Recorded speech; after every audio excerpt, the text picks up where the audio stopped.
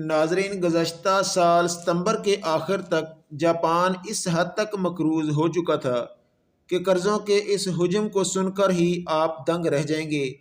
اور بڑی بات یہ کہ قرضوں کا یہ بوجھ یہاں رکے گا نہیں بلکہ مستقبل میں بڑھتا ہی جائے گا۔ جاپان پر قرضوں کا مجموعی حجم 9.2 کھرب امریکی ڈالر تک پہنچ گیا ہے، جو اس کے جی ڈی پی کا 266% ہے۔ قرضے کی یہ رقم دنیا کی بڑی معیشتوں میں سب سے زیادہ ہے۔ مثلاً اگر جاپان کے مقابلے میں امریکہ کے قرضوں کا حجم دیکھا جائے تو یہ 31 کھرب ڈالر تک ہے، مگر یہ رقم امریکہ کے ٹوٹل جی ڈی پی کے صرف 98% کے برابر ہے۔ قرضوں کے اتنے بڑے حجم کے یہاں تک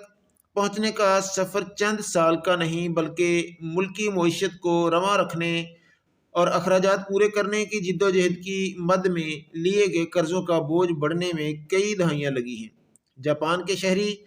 اور معاشی ترقی میں کلیدی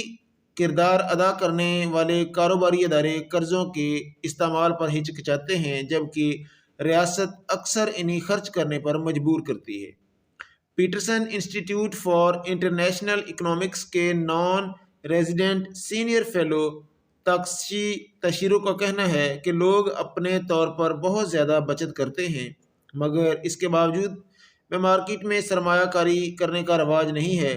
ان کے مطابق اس مسئلے کی ایک بڑی وجہ جاپان میں بڑی آبادی کا عمر سیدھا یا بزرگی کی عمر میں ہونا ہے، جس کے باعث حکومت کے سوشل سیکیورٹی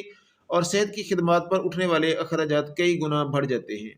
جاپان کی بیشتر آبادی کو ریٹائرمنٹ کے بعد اپنے مستقبل کے بارے میں بہت زیادہ بے یقینی کا سامنا کرنا پڑتا ہے، اور اس لیے وہ ذاتی بچت کو ترجیح دیتے ہیں۔ تاہم قرضے کے اس بڑے حجم کے باوجود حیرت انگیز بات یہ ہے کہ بین الاقوامی سرمایہ کاری کے لیے جاپان پر بھروسہ کرتے ہیں۔ جاپان پر قرض کا بوجھ بڑھنے کا آغاز 90 کی دہائی کے آغاز میں ہوا، جب اس کے مالیاتی نظام اور ریئل اسٹیٹ کا نظام تباہ کن نتائج کے ساتھ بلبلے کی مانند پھٹ گیا، اور اسی وقت جاپان پر قرض کی شرح اس کے جی ڈی پی کے صرف 39% کے برابر تھی۔ اس صورتحال کے باعث حکومت کی آمدنی میں کمی آئی، جبکہ دوسری جانب اخراجات میں اضافہ ہونا شروع ہو گیا۔ چند ہی برسوں میں یعنی سال 2000 تک جاپان پر قرضوں کا بوجھ بڑھ کر اس کے جی ڈی پی کے 100% تک آ گیا تھا، جو 2010 تک مزید 2 گنا بڑھ گیا۔ دنیا کی تیسری سب سے بڑی معیشت نے اسی رفتار سے آگے بڑھنے کا سلسلہ جاری رکھا، جس میں 2008 کی عالمی اقتصاد بازاری، 2011 میں جاپان میں آنے والا زلزلہ، سونامی، حال ہی میں کورونا کی عالمی وبا نے اپنا حصہ ڈالا۔ جاپان ان واقعات کے اثرات کو کم کرنے اور اپنے مالیات کے معاملات کو سنبھالنے کے لیے دنیا کے دیگر ممالک کی طرح بانڈز فروخت کرتا ہے، تاکہ تعلیم، صحت اور دفاع جیسے شعبوں کے لیے سالانہ بجٹ کو برقرار رکھا جا سکے۔ بلفاظ دیگر، جاپان اپنا قرض بین الاقوامی منڈیوں میں اس وعدے کے ساتھ بانڈز کی صورت میں فروخت کر دیتا ہے کہ وہ نہ صرف سرمایہ کاروں کی مکمل رقم بلکہ اس پر کچھ نہ کچھ منافع مکمل طور پر سرمایہ کار کو واپس کر دے گا۔ جاپان کی یقین دہانی کے بعد سرمایہ کار اپنا پیسہ وہاں لگاتے ہیں، خاص طور پر وہ انتہائی قدامت پسند عالمی سرمایہ کار جنہیں اگرچہ منافع تو کم ملتا ہے مگر اصل رقم انتہائی محفوظ رہتی ہے۔ جاپان میں سرمایہ کاروں کی دلچسپی کے حوالے سے تاشیرو مزید کہتے ہیں،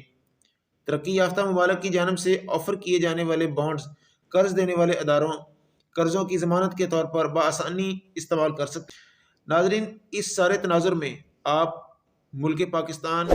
کے موجودہ معاملات اور قرضوں اور ڈیفالٹ کی ساری صورتحال کو موازنہ کر سکتے ہیں۔